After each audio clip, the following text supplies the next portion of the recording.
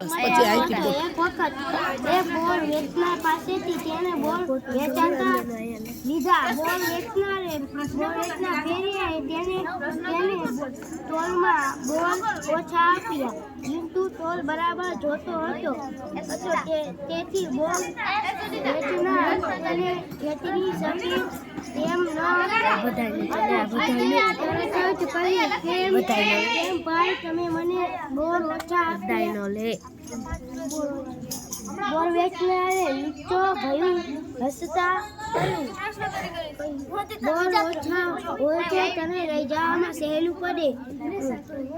આ સાંભળીને ચિંટુ છુપાછુપ બોલ લઈ લીધા. પછી તેના હાથમાં પૈસા મૂકીને ચાલતી પકડી. ફેરિયાએ પૈસા ગણી જોયા. ચિંટુએ બોલની કિંમત કરતા પૈસા ઓછા આપ્યા હતા.